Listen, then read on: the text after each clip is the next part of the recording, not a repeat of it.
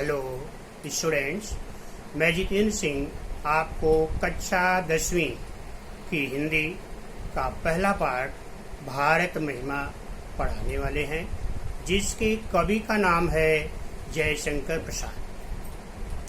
तो सबसे पहले हम कवि के परिचय के बारे में जानकारी लेंगे।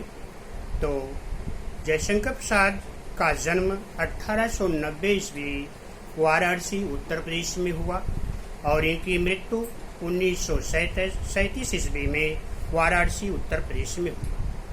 तो कवि का परिचय सुनिए। जयशंकर प्रसाद जी छायावादी युग के 4 स्तंभों में से एक हैं। तो बच्चों, हिंदी में छायावादी युग है जिसके 4 स्तंभ हैं।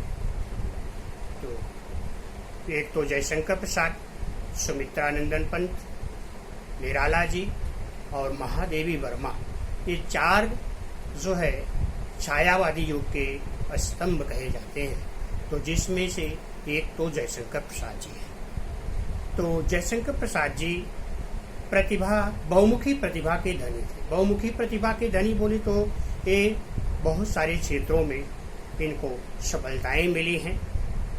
ये कवि भी हैं, नाटककार, कथाकार, उपन्यासकार तथा निबंधकार के रूप में प्रसिद्ध हैं। आपकी रचनाओं में सर्वत्र भारत के गौरवशाली अतीत, ऐतिहासिक विरासत के दर्शन होते हैं। तो जयशंकर प्रसाद की जितनी भी रचनाएं आपको पढ़ने को मिलेंगी, हर रचना में भारत के स्वाभिमान छिपा होता है। भारत का अतीत, प्राचीन इतिहास देखने का दर्शन मिलते हैं उनकी रचनाओं में। अब इनकी प्रमुख कृतियां कौन कौन सी हैं? झरना, आंसू, लहर, कामायनी, स्कंदगुप्त, चंद्रगुप्त, ध्रुव स्वामिनी, प्रतिध्वनि, आकाशदीप, इंद्रजाल, कंकाल, तितली, इरावती इत्यादि, ये इनकी प्रमुख रचनाएं हैं। अभी ये पद्य के संबंधी में जो कविता आपको पढ़ना है, इसके बारे में आप सुनिए। प्रस्तुत कविता में कवि ने अपने देश के गौरवशाली अतीत का सजीव वर्णन किया है। तो इस कविता में के द्वारा भारत महिमा में जयशंकर प्रसाद जी ने भारत के अतीत का, वह भारत कितना स्वाभिमानी है, कितना गौरवशाली है, जिसको इस कविता के माध्यम से जयशंकर प्रसाद जी सजीव वर्णन किया है। सजीव वर्णन का मतलब होता है कि ऐसा लगता है कि जीता जागता आपके सामने दिखाई देता है, प्रतीत होता है। इनकी हर इस कविता के द्वारा ऐसा लगता है कि हम अतीत में नहीं हैं, अतीत के बारे में नहीं सुन रहे हैं, बल्कि आज के युग में वो सजीव होता है। और हमें अपने देश पर गर्व करते हुए उसके प्रति अपना सर्वस्व निछावर करने के लिए हमेशा तत्पर रहना चाहिए। तो कवि जयशंकर प्रसाद जी इस कविता के माध्यम से हम देशवासियों को ये बताने का प्रयास किए हैं कि हमें सर्वस्व निछावर, कभी जरूरत पड़ी अगर देश के लिए, तो अपना सब कुछ देश के नाम अर्पित कर देना चाहिए। यहाँ तक कि कभी अगर जरूरत पड़े तो अपने प्राणों को भी निछावर कर देना चाहिए। इस कविता में उन्होंने बड़े ही अच्छे ढंग से प्रस्तुत किया है। तो अब हम इस कविता को लाइन बाय लाइन पढ़ेंगे और उसके भावार्थ के साथ साथ आपको समझाएंगे। तो अब हम चलते हैं कि भारत महिमा। भारत महिमा मतलब भारत की प्रशंसा। भारत की प्रशंसा जितनी भी की जाएगी वो कम ही कम है। तो हम पहले लाइन को पढ़ते हैं। हिमालय के आंगन में उसे कीड़ों का दे उपहार, उषा ने हंस अभिनंदन किया और पहनाया हीरक हार। तो इस पहली कविता में पहले हम इसके शब्दार्थ देख लेंगे। उपहार का मतलब होता है कि जिसको इंग्लिश में गिफ्ट बोलते हैं, और हिंदी में उपहार का मतलब होता है भेंट। उषा प्रातःकालीन बेला को उषा बेला कहते हैं। सूर्योदय का समय होता है। अभिनंदन का मतलब होता है स्वागत करना। हीरक, हीरक का मतलब होता है हीरों का हार। हीरक हार मतलब हीरों का हार, जो बहुत ही मूल्यवान होता है, कीमती होता है। अब हम इसका भावार्थ समझेंगे। हिमालय के आंगन में उसे कीड़ों का देव कहा। जयशंकर प्रसाद जी कहते हैं कि भारत वर्ष के उत्तर में हिमालय पर्वत स्थित है, जो इतना सुंदर ढंग से स्थित है कि ऐसा लगता है कि यह भारतवर्ष हिमालय के आंगन में स्थित है।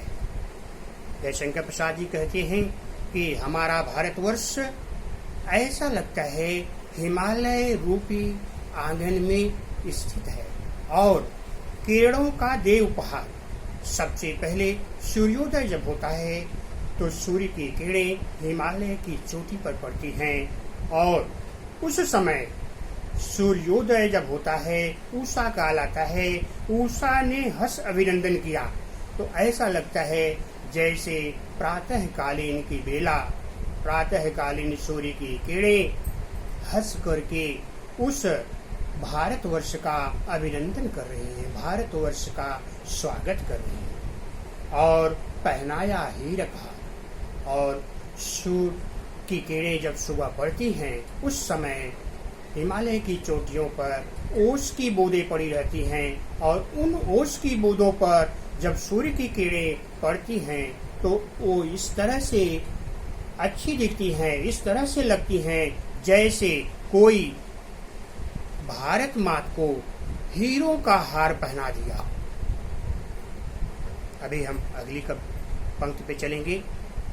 जगे हम लगे जगाने विश्व, लोक में फैला फिर आलोक। व्योमतम पुंज हुआ तब नष्ट, अखिल संस्कृति हो उठी अशोक। अभी जगे हम, जगे माने जगना। जगने का प्राय यहाँ पर है कि ज्ञान। तो सबसे पहले सूर्य की किरणें भारतवर्ष में पड़ती हैं, तो सबसे पहले हम भारतवासी जग जाते हैं, अर्थात सबसे पहले ज्ञान का विकास जो है सबसे पहले भारतवर्ष में हो, और उसके बाद हम उस अपने ज्ञान को लगे जगाने विश्व। लगे जगाने विश्व का मतलब होता है कि हम अपने उस ज्ञान को विश्व में प्रसारित करने का, विश्व में प्रकाशित करने का प्रयास करना शुरू कर दिए। लोक में फैला फिर आलोक। लोक माने संसार, आलोक माने प्रकाश। तो और वह हमारा ज्ञान संसार में प्रकाश की तरह फैल गया। व्योमतम पुंज हुआ तब नष्ट। व्योमतम पुंज हुआ तब नष्ट, अखिल संस्कृति हो उठी अशोक। तो पुंज माने समूह। व्योमतम अंधकार रूपी, व्योमतम मतलब अंधकार रूपी, अज्ञानता रूपी जो अंधकार था वो संपूर्ण रूप से नष्ट हो गया। अर्थात हम भारतवासियों में के साथ साथ पूरे विश्व में जो अंधकार, अज्ञानता रूपी अंधकार था वो नष्ट हो गया, और अखिल संस्कृति हो उठी अशोक। अखिल माने संपूर्ण, संस्कृति माने संसार, और संपूर्ण संसार जो है अशोक हो गया। अशोक मतलब शोक से रहित, पूरे संसार में शोक मुक्त संसार हो गया, अर्थात पूरे संसार में ज्ञान का प्रसार हो गया। अभी अगली कविता की अगली लाइन पे चलते हैं। बिमल बाड़ी ने बीड़ा ली, कमल कोमल कर में सप्रेती, सप्त स्वर सप्त सिंधु में उठे, छिड़ा तब मधुर श्याम संगीत। बिमल बाड़ी का मतलब होता है बीड़ावादिनी सरस्वती माँ ने अपने हाथों में बीड़ा धारण किया। तो सबसे पहले भारतवर्ष में बीड़ावादिनी सरस्वती माँ ने अपने कमल माने कमल के समान, कोमल माने मुलायम, कर माने हाथों में धारण किया, सप्रीति माने प्रेम पूर्वक। सबसे पहले बीड़ा वादिनी सरस्वती माँ ने अपने कमल रूपी कोमल हाथों में बीड़ा को धारण किया और सप्त स्वर सप्त सिंधु में उठे, छिड़ा तब मधुर शाम संगीत। और बीड़ा वादिनी के बीड़ा से 7 स्वर निकले। वो 7 स्वर सारे ग म प द। ये 7 स्वर सबसे पहले बीड़ा वादिनी की बीड़ा से निकला और वह सबसे पहले भारतवर्ष में उस संगीत का विस्तार हुआ। छिड़ा तब मधुर शाम संगीत, वह बीड़ा वादिनी से निकलने वाला वह मधुरतम मुलायम, आप कह सकते हो मनमोहक 7 स्वरों वाला संगीत सबसे पहले भारतवर्ष में छिड़ा और ये भारत की